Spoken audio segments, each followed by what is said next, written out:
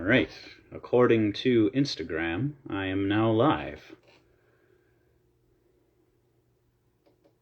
And I am going to let people join. I don't even know if anybody is listening to me right now. Oh, hey, I see Best Buddies temporary joined. I'm assuming that's you, Deanna. Hi, Deanna. So I'm just going to wait a few minutes and let people join.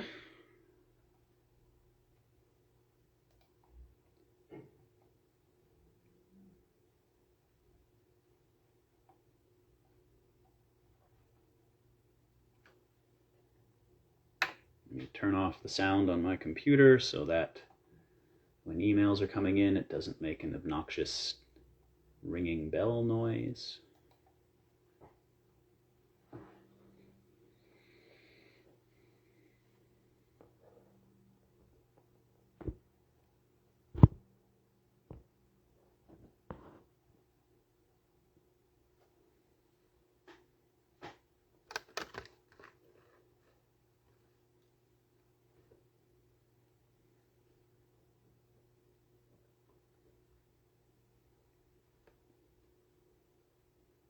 Oh, hey, neat. The chat just shows up on the screen. I have to remember to look at that. Ah, thank you, thank you. Good to know that you can hear and see me. That's encouraging. Right now is the greatest amount of time I'm going to be looking directly at the camera, so enjoy it, or, whatever. I'll just give it one more minute, because I know I didn't get this turned on until right at 10:30, and then I'll get started. I will try to monitor the chat while I'm doing this. I may have to go back and take a look afterwards.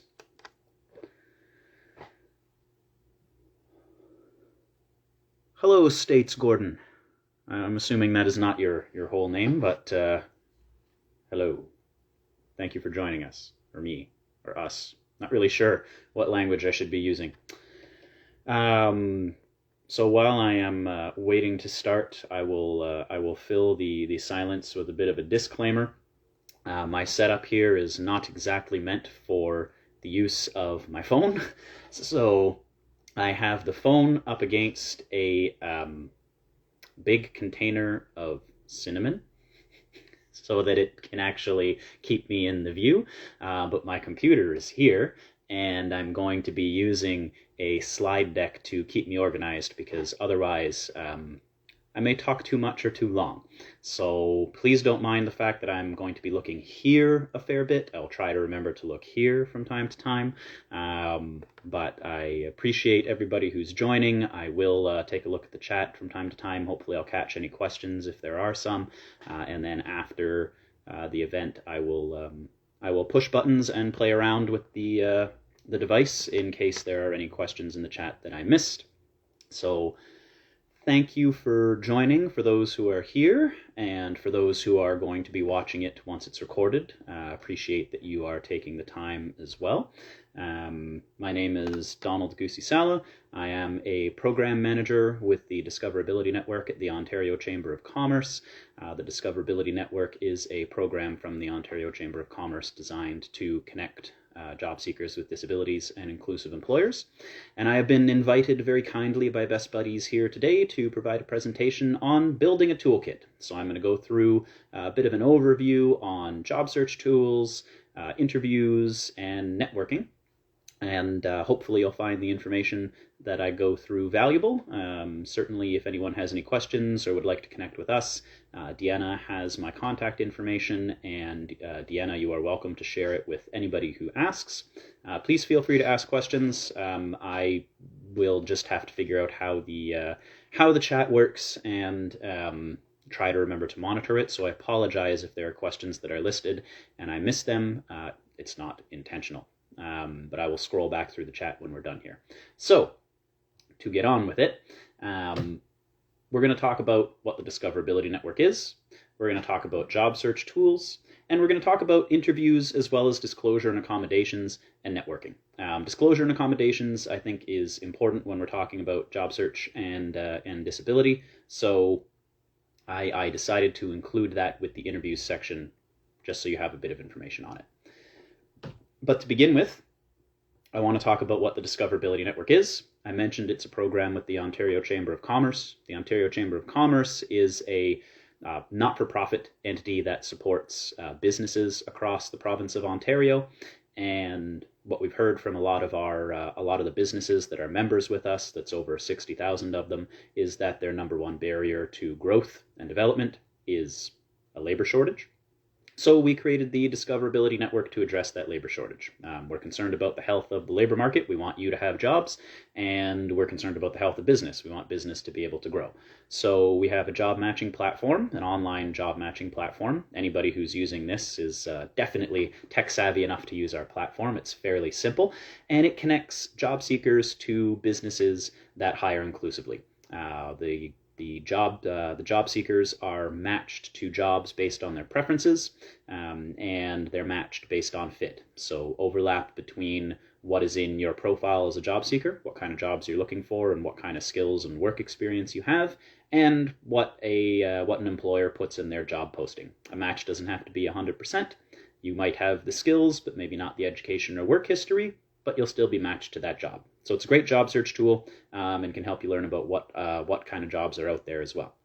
We also provide free training and workshops on a variety of disability and employment-related topics. So you're getting one of those workshops today, but we also do workshops on specific topics. Today is a bit of an overview of a number of topics, but we also do entire workshops on disclosure and accommodations, professionalism and social media, job search and disability, and a host of others. So again, if you're curious, please reach out to Best Buddies, and they can put you in touch with me or provide you with any information that I've given them. We also operate networking events that connect job seekers and employers in order to build confidence, among everybody in working together. The networking events typically look like employee success stories from employees with disabilities, sharing information about their employment journey. We also include resource providers who provide tools and resources to job seekers, employers, and service providers. And then we have employers at the event speaking about their experiences and successes and best practices in hiring and retaining talent with a disability.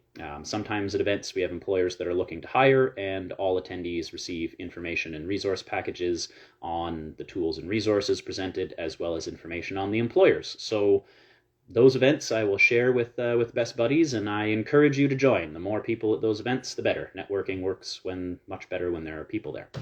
So, specifically, briefly, the benefits of joining the Discoverability Network.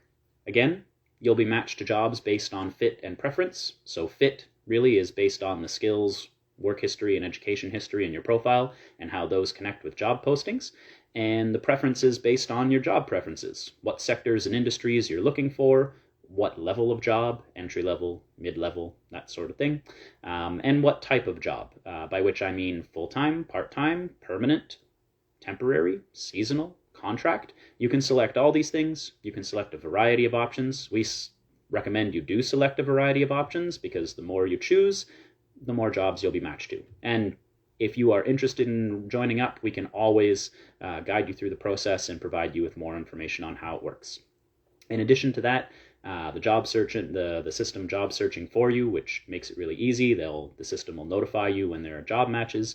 You can also search job boards on the site. You can search the Discoverability job board. You can search the Canada job board, so it allows you to do that all in one place. You'll receive targeted messages from your community. So if you're in Toronto, for instance, and you select Toronto as your region when you set up your profile, then you'll get messages related to employment topics in Toronto. So job fairs, business news, that sort of thing. And because the platform will match you to any job that you're fit for and that matches your preferences, it's a good exploratory tool. Gives you exposure to jobs you might not have thought of, and how you match up to them. So it's a great way to learn about other jobs, and you're not required to apply to all the jobs you're matched to. You pick and choose the ones you want to apply to. So again, the more choices you make in terms of job preferences, the more matches you get, the more jobs you'll learn about. There is also a self-declaration feature on the site. You can confidentially self-identify as being a person with a disability. It's not required to use the site, but there are some employers that post jobs that have a filter that specifically says the job can only be matched to profiles of job seekers who have self-identified as being someone with a disability. So if you choose this feature, you'll get matched to more jobs. And that's really the reason it's in there. So we recommend that you select it. And then, of course, the final benefit is all of our employers are inclusive. We have over 1,300 employers across the province, and they all either have a history of hiring inclusively or they want to start hiring inclusively. I see Steph Smith has a question. I was wondering what the website name is. So the website name is discoverability.network.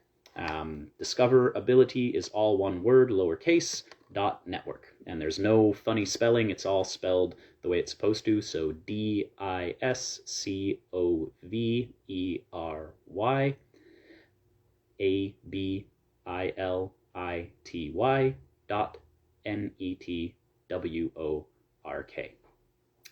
If you remind me when I'm done here, I'll put the name of the website in the comments or in the chat. But I don't want to pick up my phone right now because you're going to get this whole wobbly effect, and it's just going to be awkward. Deanna also has the website, so she can share it out with everybody, because I'll share some material with her to distribute after this. So now we're going to talk about job searching and job search tools.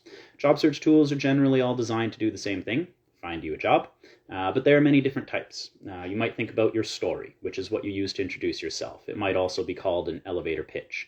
It's something you want to put together about yourself, a few sentences that make you stand out. So you don't want to say, I'm a job seeker, I want a job, I'll do work for you. That's dull and bland and no one's going to remember it. You want to include information that may make people remember you. So for myself, I might say, I dropped out of high school and went into the trades, nearly died working on a construction site. Then went to college and graduated near the top of my class and built a supported employment program when I got my first job out of college. That will make me stand out. People will remember that more than they will remember, I dropped out of high school, I went to college, I got a job. So your elevator pitch is used to help employers remember you, to make you stand out. Your resume, cover letter, references are all things that do much the same thing. Your resume and cover letter is an explanation of your work history, your education history, and how it connects to the job you're applying to. Especially your cover letter is going to be tailored specifically for a job that you're applying to. And when you're writing a cover letter, it's a good idea to look at the job posting that you're applying to and include words from the job posting in your cover letter. So for instance, if you're applying for a job in a kitchen and the job posting lists dicing vegetables, then in your cover letter, don't write that you have experience cutting vegetables or slicing vegetables, but you have experience dicing vegetables. So you're using the same language as the posting. When it comes to your references are people who are going to tell your story for you and again connect it to the job that you are applying for. So your references should be people who are going to say positive things about you. They should be people who have a knowledge of your work history and your skills. And work history, it could be volunteer history. If you haven't had a job or haven't volunteered, then it should be somebody who has just a knowledge of your skills and abilities and qualities, and generally somebody who's outside of your family.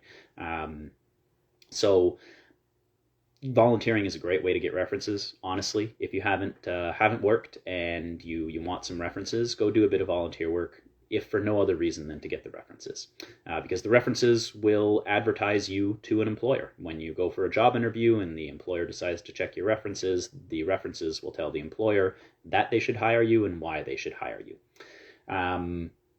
When we talk about, we're on social media right now. So when we consider social media, we're talking a lot about networking as well as sharing your story publicly. Social media is, it is so ubiquitous. It is everywhere in our lives. Ubiquitous is just a fancy way of saying that it's everywhere. It's penetrated every aspect of society. So when you're on social media, you want to consider the fact that employers are on social media too. You can network with employers. You can connect with employers through LinkedIn or Facebook or Twitter. All of those, LinkedIn is the best one because it's meant for professional networking. But you want to consider what you're doing on social media, because when you apply for a job, an employer may look at your social media to see what you're doing there. My father he taught a college program, and he was telling me about a student. He went and looked up their social media profiles to see what was there, and one of his students, her profile picture was her standing with her head between her legs, smoking a bong. That was not the most appropriate profile picture. My father spoke to her about it just to let her know that, that may be really cool for your friends, but when you apply for a job, an employer is going to look up your Facebook page and see what you're like. And if your profile is public and people can see your pictures and that's your profile picture, the employer may not be so impressed. So when you're doing things on social media, remember that the employers may look you up. And we're going to talk a bit about social media a little later. And then, of course, there are places like the Discoverability Network, which are tools you use to job search. There are also job boards like Indeed that you can go on and search for jobs. So when you are job searching, it's important to treat it like a job. Schedule yourself to do it. Structure your day. Do a minimum of 3 hours a day. 3 hours is the minimum legal shift length in Canada. So you may as well spend the minimum legal shift length searching for a job. Spend at least 5 days a week doing it. 3 hours a day for 5 days a week is 15 hours a week. That's not a lot of time, but it will, give you more than enough time to connect with a number of jobs, apply to jobs, find out what's out there. Like I said, structure your day. Job search at the same time every day. Treat it like a regular schedule. You could do 9 to 12, you could do 12 to 3, you could do 11 to 2, whatever works for you. Dress up for it, whether you're going out or whether you're doing it online. Dress presentably. You don't need to wear a 3-piece suit or, your best Sunday dress, but dress presentably. I'm dressed comfortably right now, but it's presentable. I could go approach an employer in these clothes and I would not look unprofessional. So take it seriously when you're job searching, because when you go to interview or to speak with employers, you're going to want to dress up, so you may as well dress up while you're job searching. Get in the habit. And spend time on getting your job search tools perfect, or rather learning how to use them very well. When you are using a tool like Discoverability or, for instance, LinkedIn, you're going to spend some time, anywhere from half an hour to an hour, setting up your profile and making sure that it has the best information about you in there, that it makes you look as appealing as possible, that you've chosen professional pictures, professional statements. And when I say professional, I don't mean you're paying somebody to do this for you. I simply mean statements and pictures that look presentable as opposed to playful. Right? What you're going to put on social media for friends is very different than what you're going to put on social media for employers. And set up profiles on LinkedIn or the Discoverability Network. LinkedIn is a great one for networking and meeting other people. You can find employers on there and follow businesses, learn when they're hiring. You can make connections with people and then ask them, if they can introduce you to people who have information about the kind of jobs you're interested in. There are a number of options that you can use LinkedIn for in terms of learning about jobs. And then places like the Discoverability Network are places where you would actually search for jobs or be matched to jobs. So an important thing to say is, although I'm suggesting you use the Discoverability Network, I've also suggested LinkedIn, I've mentioned Indeed, and the takeaway from that is don't have all your eggs in one basket. Don't use one job search tool. You want to use a variety of job search tools. The more tools you use, the more jobs you'll be exposed to, the more people you'll connect with who can then potentially make introductions that will lead to job connections for you. You should never job search in just one place. So some examples that I don't have memorized, so I'm going to look at my screen. Companies with diversity programs, any employers you're interested in, you can look them up online, and they usually have social responsibility statements, and you can find out what their accessibility or diversity programs are like. You can attend disability and networking events. So Royal Bank has events called Diversity Works Here. There's a great job fair for people with disabilities specifically called Spectrum Works that usually occurs in April. Last year it was online. I believe it's going to be online again next year. Great event, specifically for job seekers with disabilities. I see Steph has mentioned a job agency that helps her. Absolutely. If you have You have a job coach, or you're in a program that supports your job searching, they will provide a very, very great service for you in terms of helping you find job search tools. You can look at job boards like Indeed or the Canada Job Board or Workopolis. There's places like the Discoverability Network, which is disability specific. And then there are always career fairs and networking events. You can look on Eventbrite or meetup.com or Toronto Jobs to see what events are happening across the city and join them. So, 3 things to consider when you're job searching, because you want to make sure that you're applying to jobs that are appropriate for you. Consider what skills you have. You want to explore jobs that make good use of your skills. You're never going to have everything in a job posting. I have never applied to a job where I had every single skill in that job posting. Job postings are usually written in a way that nobody has everything that's required, and that's okay. The important thing is to make sure that you have some of the skills required, and try to apply for jobs that play to your strengths. There's always room to improve. There are always things that you'll have to learn, but you want to make sure you apply to a job that you have some of the skills to do. What are you able to do? Don't apply for jobs that you don't have the skills, education, or qualifications for. By which I mean, I would love to be an astronaut. I don't have any of the requirements to be an astronaut.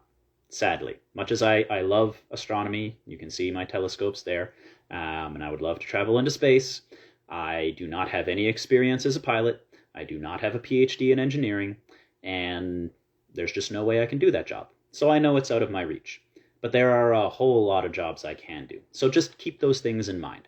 And then do consider what you like doing and what you want to do. You want to explore jobs that feature things you enjoy or allow you to perform work you're interested in, or at least that you're willing to try. Work that, like I said, plays to your strengths, that requires you to use some of your known skills. And if you're not sure what some of your greatest skills might be, talk to your family, talk to your friends, talk to teachers, talk to best buddies, people who know you well. Talk to your job coach or your support worker about things you're good at, things you're interested in, what people give you compliments on, and that will help you figure out sort of what your skill set may be. I see a comment here, I still haven't felt comfortable doing an in-person job search due to the pandemic. That's fair. A lot of people don't feel comfortable with that. So one of the things you have to consider there is, could you do remote work? What kind of remote work could you do? If you're looking for work, say in a kitchen or in retail, or in a warehouse, or in construction even, those jobs aren't going to be remote. If you can do remote jobs, trying to think of examples. I mean, if you can do data entry, if you can do tech-related jobs, just as an easy example of things that are typically remote, then you could look for them. So you do have to keep in mind your comfort level. Also, look up the employer. Look up what their workplace safety practices are. Almost all the employers now are listing what their COVID safety practices are, so you'll get a good idea as to whether or not you'd be comfortable in the workplace if you do some research on an organization before you apply. And that's always a good idea. So you know a bit about the organization, what they do, and in this case, Steph, to your comment, you'll have an idea as to what safety precautions they're taking. You can even, when you apply, ask them if they do interviews in person or remotely, or virtually, I should say. So the important thing I'm getting at here is to know your abilities and your gaps. You may do things differently. You may need to think about what you do differently and how you do it differently, and what changes to tasks, schedules, assistive devices, or accommodations, or the physical environment you might need. The important thing to remember is when you're applying for a job, you're applying for a job that you can do. You're always applying for a job that you can do. You just might need to do it differently. Right? If someone uses a wheelchair and the employer wants to give them an office on the second floor, but there are stairs, they may need to have an office on the main floor. Simple accommodation doesn't cost the employer anything. It's just a change to the working environment.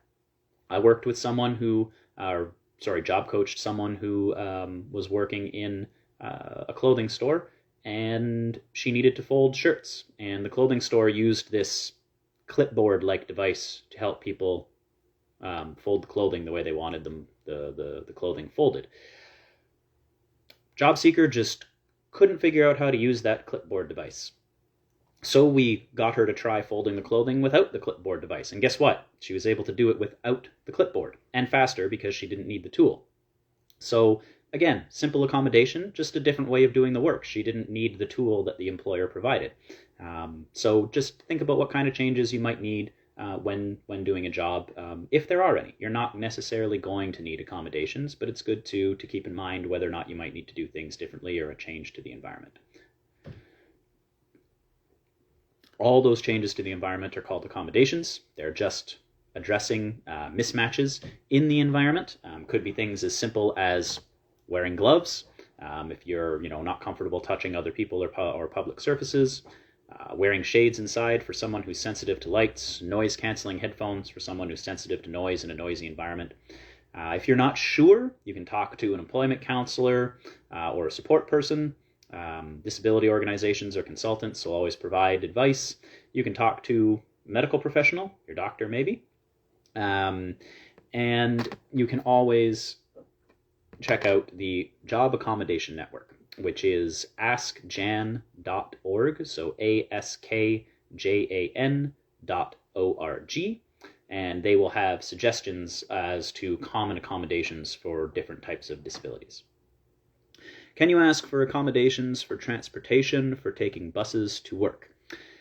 I'm not sure what kind of accommodation you're referring to. I mean, you can. Basically, if you're going to ask for an accommodation, what you need to consider is that it's not an extra.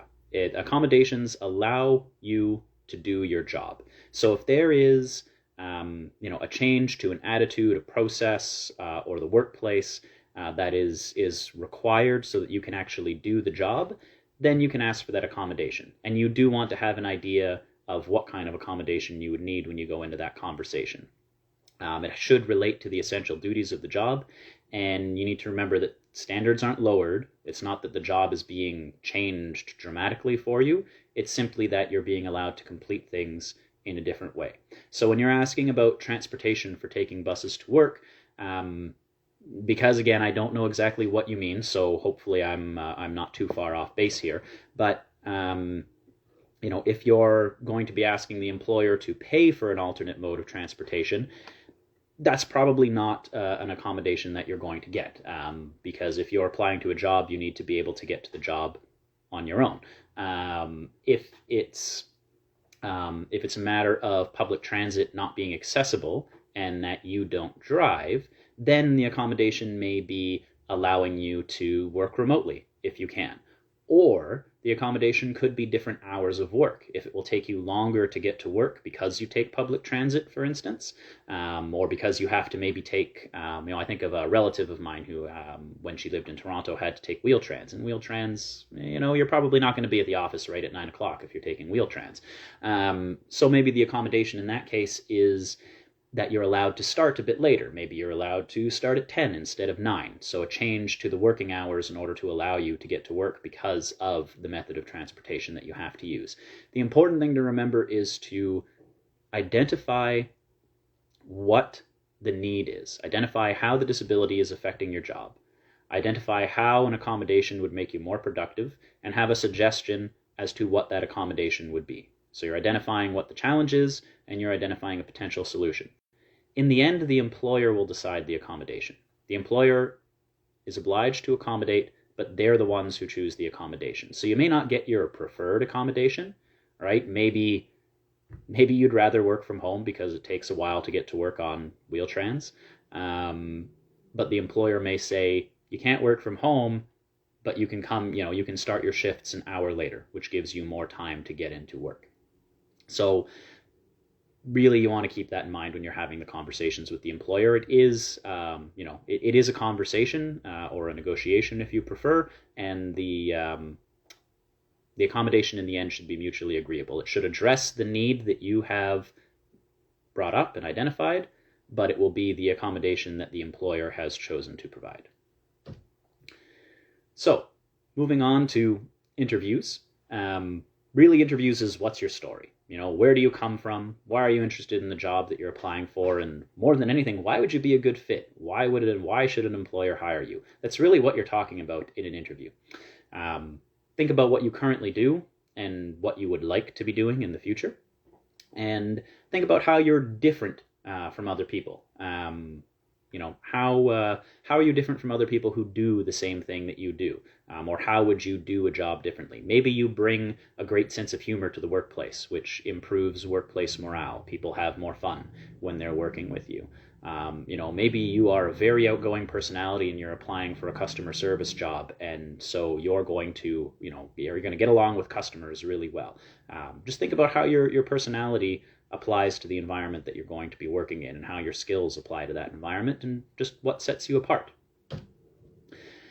So when we talk about a story, I mentioned an elevator pitch. Elevator pitch refers to sort of a couple minutes that you have to sell yourself to someone, to tell them your story, and to get them to remember you. The reason it's called an elevator pitch is, of course, elevator rides are short. So if you're going to pitch yourself to someone in an elevator ride, you have to be short. Your story has to be memorable but concise, not long. So movies are really great at this sort of thing. They have to pitch their idea to studios in a sentence, really, in order to get the funding they want. So I have one example here. Think about whether or not you might be able to identify which movie this is. After being left for dead on Mars, a resourceful astronaut uses every bit of his scientific know-how to keep himself alive until he is rescued. I'm going to give you a minute, not really a full minute, but a little bit of time to guess. You don't have to put the guesses in the chat, just see if you have any ideas of what the movie is. And now my not real minute has passed. So the movie is The Martian. That single sentence describes a movie that is a little over 2 hours long. Yes, Steph, there you go. You got it. So your story should really be similar. It should be short. It doesn't have to be quite that short, but it should be a few sentences, not take you very long to say, just to get people interested in you. Because when you're in a job interview, you're going to have more time to speak at length about yourself and your experience and why you'd be good for a job. So start creating your own story. Think about the job you want. Don't think about your resume. And then think about your skills and abilities. Know your gaps, but also identify how your skills and abilities connect with the job you want. And then create a story out of it. Weave your story, write your story across all your job search tools, in your profiles for places like LinkedIn or Discoverability, on your social media, in Twitter or Facebook. You want your story to really identify who you are. So building your own story. What do you currently do? Consider at work, at school, or an interest, right? Maybe I'm unemployed and not in school, but I'm interested in astronomy. So that's unique. And then what do you want to do? Consider, do you want a new job, a new role at work, a new project, a shift in career? So identify what it is you're looking for. It will help you narrow what you're pursuing and how you're searching for it. And then how are you different from other people who are doing what you do or looking for what you're looking for? What's your approach? What would happen if you didn't do it the way you do? So just think about what makes you stand out. What's different? Could be something as simple as, I have longer and more awesome hair than basically any other guy working in the Ontario Chamber of Commerce. Right? That's not a huge thing, but it sets me apart. And obviously, if I'm making a joke like that, I'm going to then need to follow it up with an explanation of why my skills will connect with the job. But it could be something fun, just to get people to remember you. So, an example of what this looks like. Who you are. I'm a positive and friendly sales associate. How you're different. I love books, I love reading them, recommending them, and discussing them. And what I love about Indigo chapters is that I am always given a thoughtful recommendation by someone who also loves to read. And what I want. I very much want to be a part of your team and add a little joy to people's lives by sharing my passion. So that's really good. Okay, that's somebody who's applying for a job at Chapters. They've explained how they are positive and friendly, right? They like people, they get along with people. They love books. That's Chapters or Indigo's core business is books. Um, and then the add a little joy is important. They did research on the business. Add a little joy is Indigo's tagline, right? They want to add a little joy to people's lives. And so she, or he, or whoever this is, took Indigo's tagline and put it into their story. So again, do some research on an employer before you apply. When we are thinking of interviews, we do need to think of our appearance. I mentioned dressing up for your job search, so you get in the habit. Very important, because when you're applying for a job, you want to dress for success. So clean and well-fitted clothes, right? Nothing overly baggy and nothing too tight. Plain footwear, not anything with, really loud designs. I mean, I love colorful shoes personally. I have some very colorful shoes, let me tell you. But I wouldn't wear my extremely colorful shoes to a job interview. I'd wear my blue and brown shoes or my black shoes to a job interview. Don't wear anything with distracting patterns. You don't want people to be paying more attention to the bright yellow skulls on your shirt than they are to what you're saying, right? You want them to be focused on you and the words that are coming out of your mouth. And minimal accessories. So don't wear giant hoop earrings. Don't wear a huge, obnoxiously large watch. Again, you don't want to distract people from you. You should be the primary feature of this conversation. And then, why does this matter? So I'm going to tell you a bit about first impressions. Just think about this for half a second. How long do you think it takes for someone to form an opinion of you?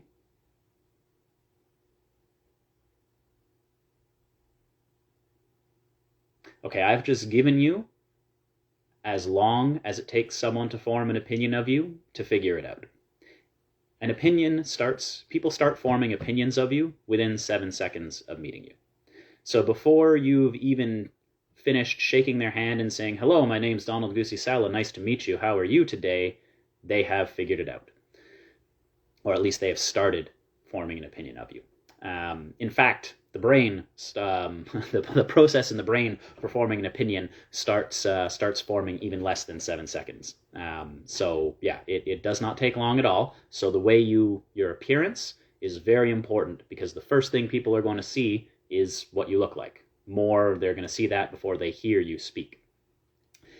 The other thing that's important is you're going to be representing your employer at work. You're going to be a public face for your employer, so they want someone who's going to represent them well. And dressing well and practicing proper hygiene shows that you're serious, right? So make sure you remember to wear your deodorant. Make sure you remember to brush your teeth so you don't have that green thing sticking out of your teeth if you had lunch before you go to a job interview. Don't be chewing gum when you go to an interview. All those things, right? And dressing well, I mentioned how to dress and considerations to make so that when people see you, they think, that is somebody who I want to be representing my company. So a little general information about interview skills. When you're in an interview, take time to think about your answers. Speak about your strengths as well as your transferable skills. Transferable skills refer to skills that you have from other environments that will contribute to the environment you're applying to. So if you've worked in a kitchen, for instance, and let's say you had to work as part of a team in a kitchen, working with several other people, that is a transferable skill. Teamwork is a skill you need in almost every workplace, unless you're working alone in a lab or alone at home on your computer. And even then, you probably have a team you have to interact with. So teamwork is an obvious transferable skill. If you worked in retail and you operated the cash, and then you go to work at, say a hotel, and you need to operate a cash register there, operating the cash register would be a transferable skill. So just think about those things. What have you done in the past that applies to your current environment that you're applying to? And remember your body language. Sit straight, shoulders back, not slumped forward like this, head up, and smile. There are certain exceptions. I mean, generally in our culture, people prefer eye contact. Some people have trouble making eye contact. If you have trouble with something that is a standard practice like that, it's good to let people know. I have trouble making eye contact for whatever reason, And you don't have to say it's because of a disability. Maybe it is, but you don't have to say it's because of a disability. You could. But just I have trouble making eye contact, so I am listening to you. I just might not be looking you directly in the eye. Let people know. And something important when you are disclosing anything related to asking for an accommodation or a different, a way you do things differently, you don't have to disclose what your actual disability is. You just need to disclose how it's affecting you. So again, identifying what you might do that's different or how you might need to do things differently. But you're not saying, I have trouble making eye contact because I have autism. You can say that if you want. That's up to you. It's a personal choice whether or not you disclose, but you don't have to say that. You could simply say, I have trouble making eye contact. You could say, I have trouble making eye contact. It's related to a disability. Really up to you. But you don't have to disclose the actual diagnosis.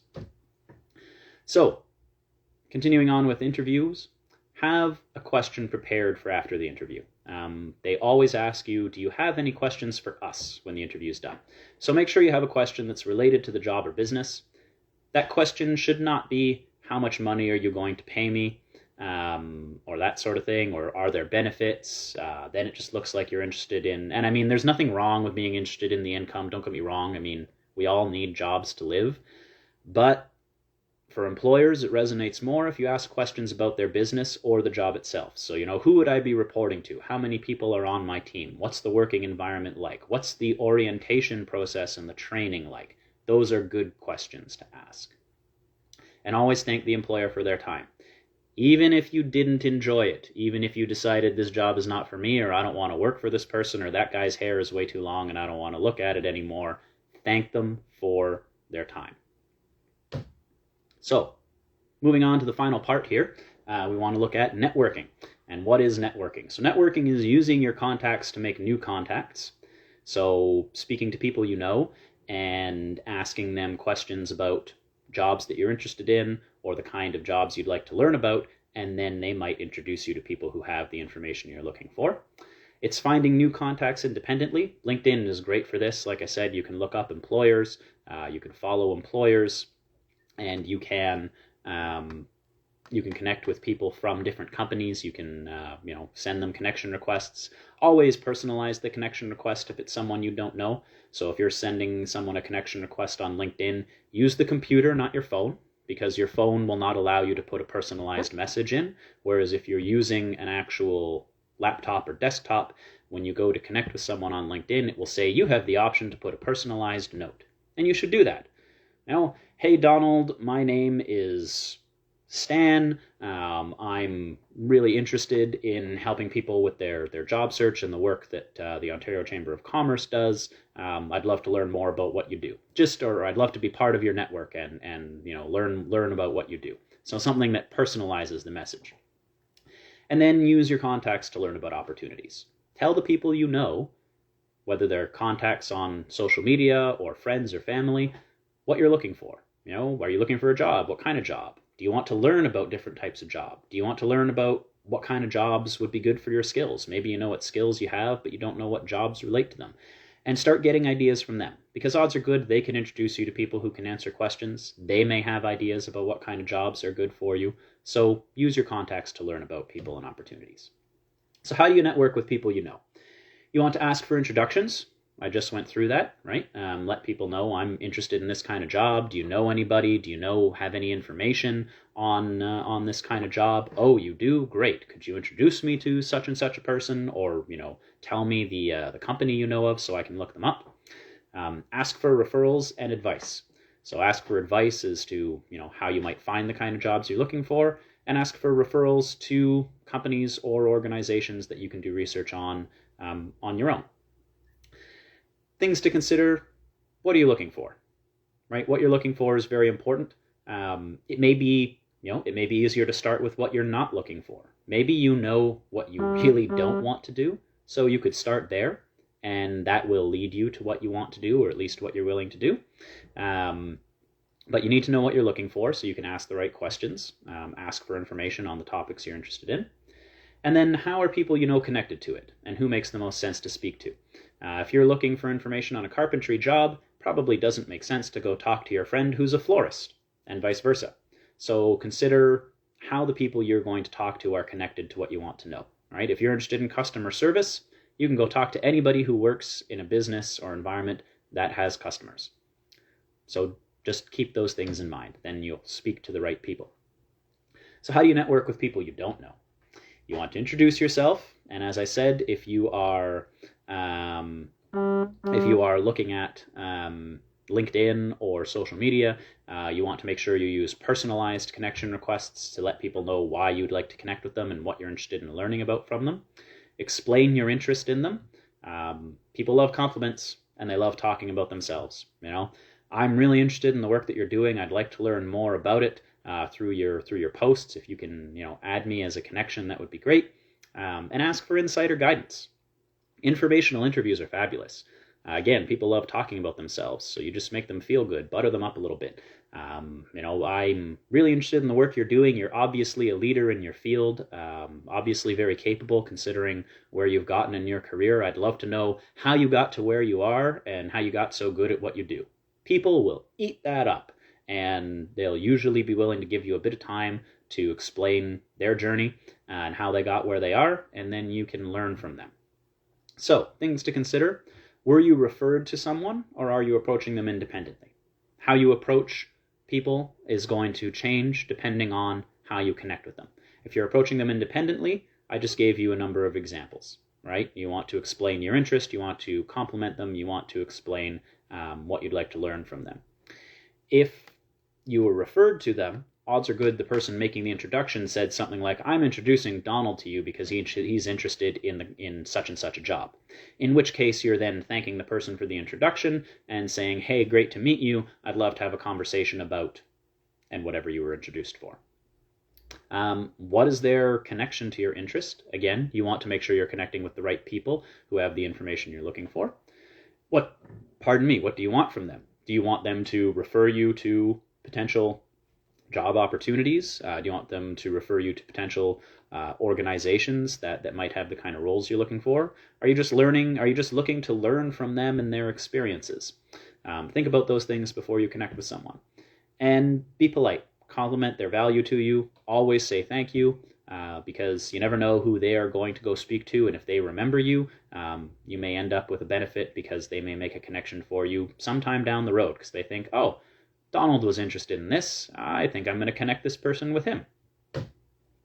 So where do you network? There are events like job fairs, employer or service provider information sessions, the Developmental Services Ontario Fair. There's the Spectrum Works Job Fair, as I mentioned. Those are great places to meet employers and agencies and talk to them and ask them questions. Social media, LinkedIn, like I said, use personalized messages, explain your interest. LinkedIn can also send you job postings. You can follow the companies in the job postings and learn about their organization and learn about when they're hiring.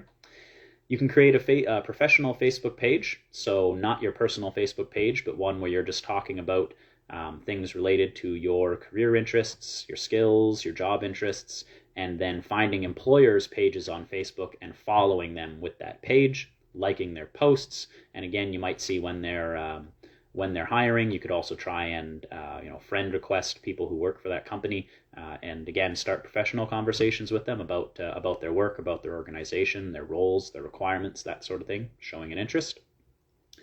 Twitter, you could do the same thing. Follow people, professional people of interest.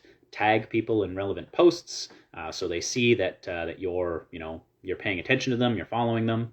People like to be popular. I've actually come to the end now, is what my screen is telling me, which is great because I've been doing this for a little while. But I appreciate that you're all still here. I think I managed to address all the questions in the chat as they came up. So can I scroll through the chat? I can. Yeah, I don't think I missed anything here. If there are any other questions, you are certainly welcome to ask them. Otherwise, if you'd like to connect with Discoverability here, now this is going to be all odd, as I said. So let me put the Discoverability Network's website in here. I apologize because it probably won't be a hyperlink, but I will put this website in here. I can put my email address in here. as I type very slowly. And as I said, I'll send some resources and materials to Deanna, so you're welcome to ask her. And she can always contact me or put you in touch with me as well if you like. Not that I'm trying to make more work for you, Deanna. But please don't hesitate to reach out if you are interested. We'd love to hear from you. Okay, there we go. So now my email's in there, the website's in there. I'm going to put my phone back here because it's more comfortable. I don't see any more questions in the chat, but I do see a thank you. I appreciate you letting me know that this was useful for you. You're certainly very welcome. I hope it was useful for everybody else. I hope it's useful for everybody who's watching this not live. So in the future, to me, in the watching me and from their past. So yeah. Nope, no work. Okay, so I will look forward to hearing from some of you. I wish you all the best in your job search. Like I said, please use the Discoverability Network. It's a free tool. I should have probably said that at the beginning, everything from the Discoverability Network is free. So by all means, please use the platform. Hopefully I'll hear from some of you, and maybe I'll get a chance to speak at an actual live in-person event eventually when the sky stops falling. So take care. Thank you for your time, and enjoy the rest of your day. Now I need to figure out how to actually share this.